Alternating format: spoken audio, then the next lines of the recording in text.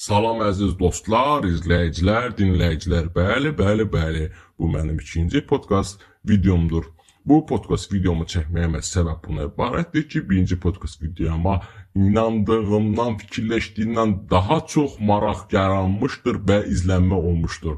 Hal-hazırda 23 mart saat 20:40'dır. Yəni mənim birinci podkast videomu paylaşmağımdan tamına 3 saatdan da çox vaxt keçmişdir və nə az, nə çox mənim videoma tamına 4 baxış gəlmişdir. Sizə bir də xoş xəbərim var. Mənim ikinci podkast videomda artıq mənim sponsorum var. Bu elə məhz Günel xanımdır, mənim əziz, gözəl dostum Günel xanım. Birinci videoma baxandan sonra mənə tamına 37 manat pul göndərmişdir ki, özümə mikrofon alım və mənə mikrofon almaq üçün link belə göndərmişdir. Amma təbii ki, mən mikrofon almayacağım və buradan Günel xanıma öz minnətdarlığımı bildirirəm. 37 manat üçün və xoş fikirləri üçün. Günel xanım mənim ilk videoma baxdıqdan sonra təbii ki, mənə öz iradlarını da bildirmişdir. Öz iradlarını bildikdə isə mənə qıcıqlandıran isə onun atdığı smailiklər idi, gülmə işarələri idi. Mən də dedi ki, mənə yazıb bildirdi ki, sənin videoların sənə çox bənzəyir. Mən soruşdum ki, nəyə görə belə deyirsən? Fikirləşdim ki, bu videonun uzunluğu 13 dəqiqədir və mənim boyum da qısadır. Bu mənə sətr altı qısalığımı üzümə vurmaq istəyir. Mən bunu ona soruşdum və mən ona cavab olaraq qəzəbli smailiklər attım. O Hüseynidən gülüşməklər ataraq bildir ki, xeyr, bunu nəzərdə tutmurdum. İkinci gülüş smailiklərinə isə mən fikirləşdim ki, bu artıq mənə sətr altı nəysə demək istəyir. Və mən dedim, sən tez qutarmağına görə mi deyirsən, mənə bənzəyir? O yenə gülüş smailikləri attı və dedi, xeyr, sənin etdiyin zarafatlar, söhbətlərin eyni tondadır. Nə tonu qaldırırsan, nə də indirirsən. Və ton eyni olduğu üçün bir qədər yorucu gəlir sənin videon. Və mən bu videoda gördüyünüz kimi bəzən qışqırıram, bəzən sözün tonunu aşağı salıram və zarafatlardan sonra bəlkə hələ güldüm də. Buradakı mənim mövzum, ikinci podkastın videosu insanlardır. Təbii ki, mənim tanıdığım, mənim üçün əziz olan tanışlarımdır.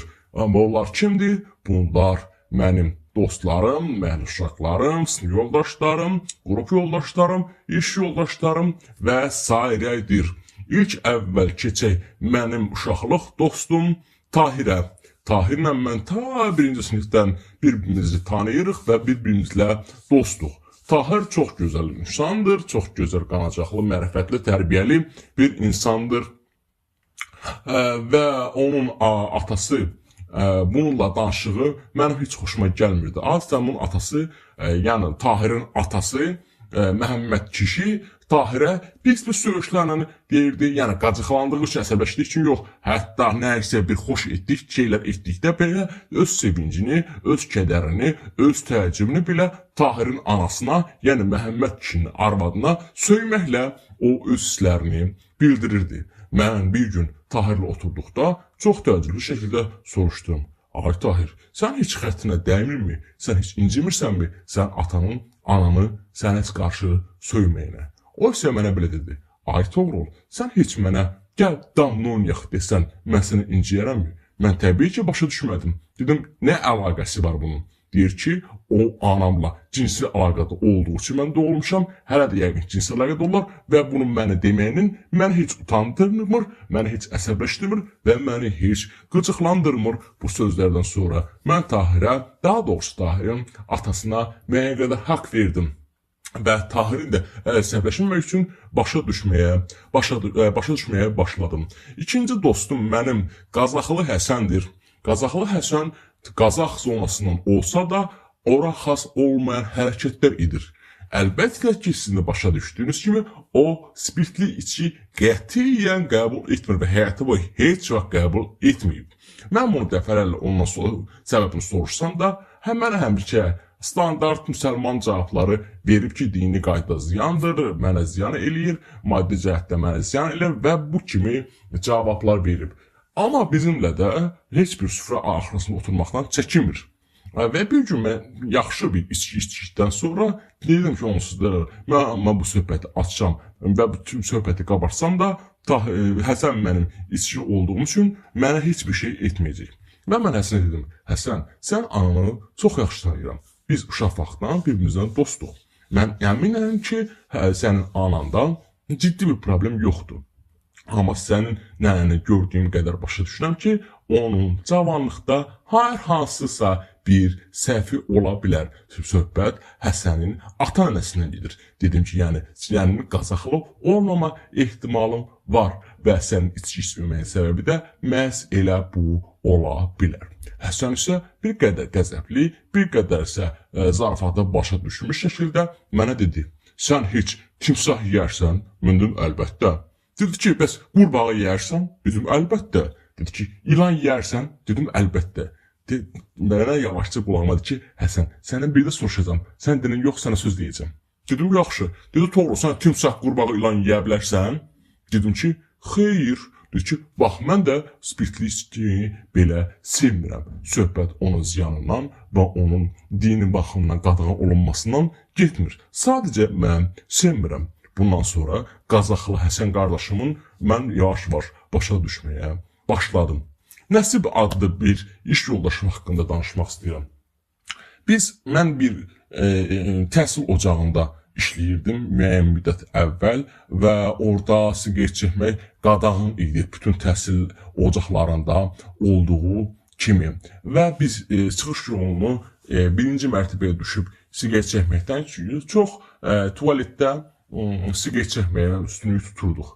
Hamı kimi mən də o siqaret çəkirdim. Bizim Nəsib adlı bir iş yoldaşımız var idi. Bir qədər əqli qüsurlu insan kimi biz bunu tanıyırdıq. Və bir dəfə mənim başıma gələn hadisəni mən başqa bir iş yoldaşıma danışdım və onun da başına gəldiyini anladım. Demək Nəsib girir içəri, tualetdə öz işini həll eləyir və çıxır bizlə əlbəyə görüşdən sonra öz əlini yuyur və bizim əlimizi murdarlayır.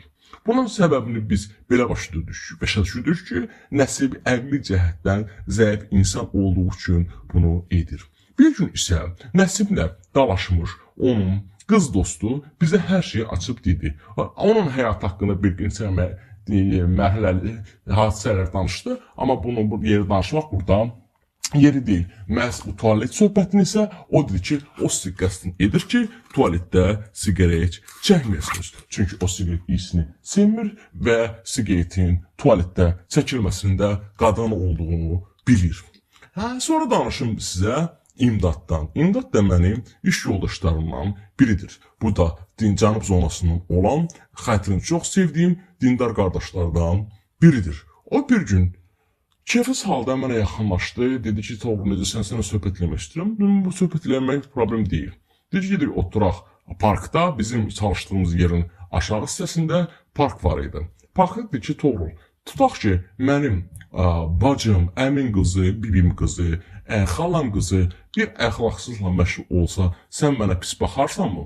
Mən fikirləşdim ki, yəqin ki, bunun bacısı, əmisi qızı, xalası qızı və bibisi qızı bu işlə məşğul olduğu üçün məndən soruşur. Mən dedim, yox. O isə ısrarla soruşdu. Mən də axırda məcbur oldum ki, baxaram. Dedi ki, bəs mənim əmmim oğlu pis işlərə məşğul olsa, dedim ki, bunun mənə heç bir adəti yoxdur. Hamımızın oğlan qohumlarımızdan avarası, narkomanı, qumarbazı və digər uyğun olmayan hərəkətlər edən tanışları var. O istedi ki, yox Toğrul, mənim əmim oğlu elə transdır. Yəni, mən əgər xalam qızı, əmim qızı, bibim qızı və bacı əxlaqsızda məşğul olduğu halda mənə bir qərət kimi baxılırsa, görəsən bu bilinsə ki, mənim əmim oğlu transdır, mənə bir qərət kimi baxıla bilərmi? Mən sonra cavab verdim ki, xeyr, əmi qızı başqa, əmi oğlu başqa. Bu isə buna inanmadı və bu barədə heç kimə deməməyi mənə tənbihlədi. Təbii ki də mənim 4 dinləyicim olduğu üçün bunu sizə deyirəm və siz bunu heç başqa yerlərdə danışıb etməyin. Bir də mənim bir iş yoldaşım var, adı Əlidir. Bu həm də mənlə paralel eyni sinifdə oxuyub və təsadüfən gəlib biz bir yerdə işləmişik. Buna həmişə bir yerdə oturardıq, durardıq, məsləhətləşərdik. Bir gün bu işdə oturarkən birdən xəbər dedi ki, mənim atam ağır xəstələnib. Səhv etmirəmsə, ürəyində hər hansısa bir problem yaranmışdı. Bu maşın sürə bilmədiyi üçün dönür təcil olaraq elə mən öz maşınımla çatdırdım evlərinə. Qapıya çatdıqda isə mən çox təəccübləndim. 2 ədəd, indi markası yadıma düşməsə də, bahalı maşın gördüm həyətdə. Və soruşdum ki, sizin kim belə tanışınız kimdir? O dedi ki, mənim dayımdır. Bu əli qardaşım da elə cənub zonasındandır. Mənim cənub zonasından olan çox dostum, tanışım var və mən adətən onlarla çox yaxşı yola gedirəm. Dedim ki, sənin belə bir dayın varsa, niyə sənin belə maddi çətinliklə yaşayırsan, evlənmək üçün pul toplayırsan, ipotekanın ilkin ödənişi üçün belə həyatda pul toplayırsan. Dayına desən, o sənin üçün hər şeyi təşkil edə bilərdi. O istedi ki, mən dayımı bəyənmirəm. Dedim, niyə? Dedi ki, çünki o Rusiyadan müğənni bir qadınla evlənmişdir. Və biz ailə olaraq ondan imtina etmişik. Bir qədər fikirləşdim. Dedim ki, bu belə bir problem olsa, mənim üçün ciddi maneə törətməz ona dayı deməyimə. Və mənim bir dayım var, o da sizin kimi dindardır, o da sizin kimi adət-ənənələrinə bağlı bir insandır. Amma çox kasıbdır. İstəsən əgər onları barter edə bilərik. Və hətta üstümdə digər dayımı da verməyə ona təklif etdim. O isə 2 dayıma qarşı öz dayısını dəyişmək təklifimi, barter təklifimi qəbul etmədi. Mənim iş yoldaşlarımdan və həmçinin qrup yoldaşlarımdan biri də Ruslan adlı bir oğlandır. Bununla biz karaokedə gedərkən bunun telefonu stolun üzərində açıq qalmışdı. Və o dövrlərdə Facebook profilim açıq olduğu üçün mən bununla işçinin təsiri altında bir zarafat etməyə qərara aldım və onun profilindən bir paylaşım etdim. Bu profil paylaşımda isə mənim tüklü oğlanlardan xoşum gəlir paylaşım etdim.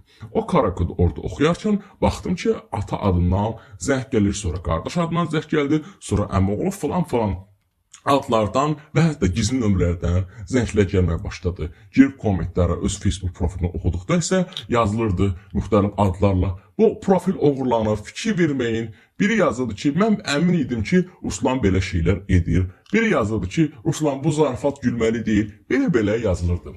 Və Ruslan gəlib oturduqda gələn zənglərə bir geri dönüş etməyə başladı və hadisədən xəbərdar oldum. Bunun məndən intiqamını alacağını söylədim.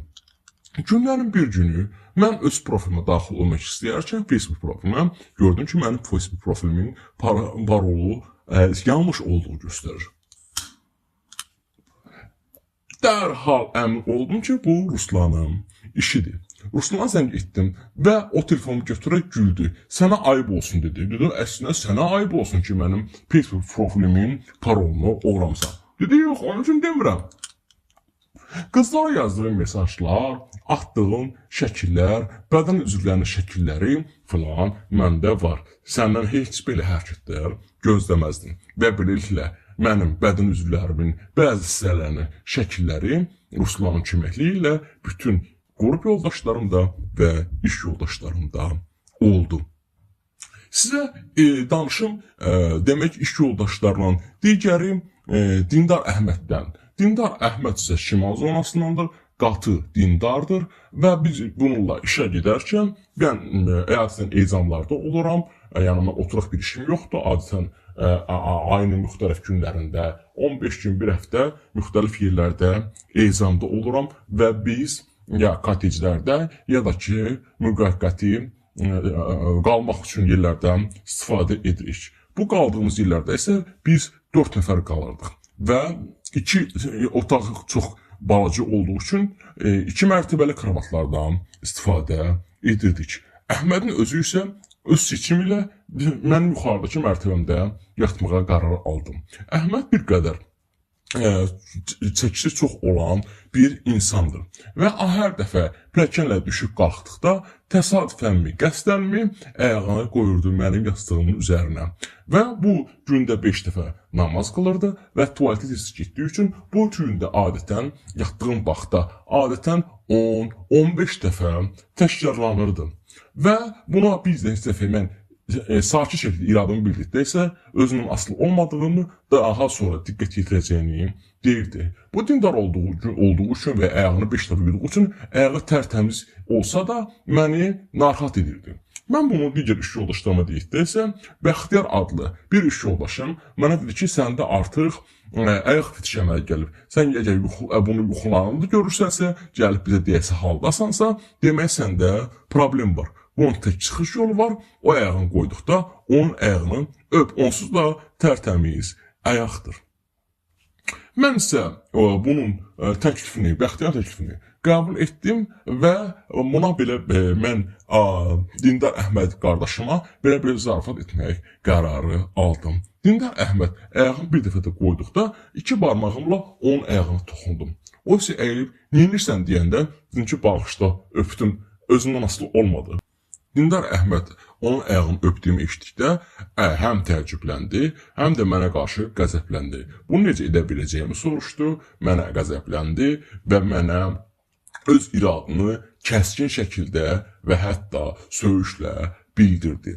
Ondan sonra isə bu Əhməd artıq pilləkənlə düzgün şəkildə düşüb qalxmağa başladı və mən onun ayağını bir daha yastığın üzərində görə bilmədim. Mənim qrup yoldaşlarımdan biri də Səməddir ki, o mənimlə münasibəti hal-hazırda o qədər də olmasa da universitet illərimizdə aramız çox yaxşı idi. Aramızdan belə deyək ki, su belə keçməzdi. Amma Səməd hər dəfə gəldikdə onun başına hər hansısa bir hadisə gəlmək haqqında danışardı. Onun danışa biləcəyi, yəni etik qaydalara sığan bir əhvalatını danışacağım sizə. Demək, Səməd internet vasitəsilə bir qızla tanış olur. Qız buna deyir ki, mənimlə görüşmək istəyirsənsə, mənim kartıma pul at, bu isə saflığından istifadə olunmuş şəkildə onun kartına müəyyən məbləğ paraslayılmış qədər pul atır. Və onunla bütün gecə qalmağı özünə rava bilir. Və evdə də çıxdığı hamın vaxtlarda o spor olduğu üçün evdə də deyir ki, mən İsmail rayonuna daimginin yanına gedirəm. Və dayısını da tənbihləyir ki, bugün sizə gələcəyim haqqında evə bildirmişəm, sənə soruşdular sənin yanındayam. Və o Səməd Vurğun Parkın yanında gəlir evlərdən birinin qapısını döyür. Hansı ki, işarə etmişdi və ona ünvan, konum atmışdı. Gəl qapını döyüldüysə, deyir ki, belə bir insan burada yaşamır, artıq sən 4-cü insansan ki, bizim ünvana gəlirsən. O pulu da unudun, kart da unudun. İnanmırsansa ona zənglə. O zəngledikdə isə açmır, sonra isə telefonu söndürür. Həmin vaxtdan sonra isə həmin telefona zəng çatmır. Bu hadisə baş verir yanvar ayında, soyuq bir aylarda. Həmin Səmədin cibində bir qəpik pulu olmadığı üçün və bütün pulu qıza göndərdiyi üçün, evə də dönə bilmədiyi üçün bütün günü Səməd Vurğun Parkında skamikanın üzərində, oturacağın üzərində yatmağa məcbur olur. Bizim adətən Səməd adlı qrup yoldaşını insanları qiymətləndirməyimiz, ona xarici görünüşünə görə onun keçirdiyi həyat tərzini bildirməyimiz kimi bir fantaziyamız var idi. Bir gün isə başı fiziki qüsuruyla əlaqədar olaraq silkələnən bir insan gördük. Və başladıq ki, bu belə yemək yeyər, bu belə yatar, belə gülər, belə yeyər və birdən ağlımız gəldi ki, bəs bu tualetdə özünü necə aparar? Və biz başladıq bütün günü bunu izləməyə ki, nə vaxt tualetə girsin və biz bunu görək. Bu tualetə girdikdə isə biz bunun arxasında girdik və yan otaq, tualetə girdik və Səmədin boyu daha uzun olduğu üçün, mənim boyum qısadır, mənim boyum qısa olduğu üçün mən edə bilmədim və Səməd bunun videosunu yuxarıdan çəkməyə qərar verdi. Və o bizi gördükdə isə Səməd həyəcandan telefonu saldı, onun olduğu otağın tualetinə və telefon birdən-birə düşdü unitazın içərisinə. Çıxdıq biraz əlbəyax olduqdan sonra isə telefonu tualetin içərisindən çıxarda bildik. Telefonu çıxarda bildikdən sonra isə mən ona zəng etdim ki, vəziyyət necədir, telefon ələ gəldimi, gəlmədimi? O dedi ki, gəldi və mənə bir video atdı. Videoda isə görürdü ki, o tualetdə belə əməliyyat yerinə yetirərkən başı silkələnir. Bizim bir müəllimimiz var idi ki, hətta öz-özünə danışırdı. Öz-özünə danışdığı bəs deyir kimi, hətta gülür, qəzəblənir və bəzən də ağlayırdı. Bir gün isə bu öz-özünə danışmağı dayandırmışdı və Səməd mənə dedi ki, deyəsən özündən küsüb artıq öz-özünə danışmır. Mənim digər müəllimlərim də var idi ki, bu müəllimlər mənə hörmət etdiyim professor müəllimlər idi. Gündən bir gün üstüyə biz bufetdə bu müəllimlərin yanında oturası olduq bir neçə qrup yoldaşımla bərabər. Bu müəllimlərdən birinin həyat yoldaşı da özünlə bərabər işləyirdi.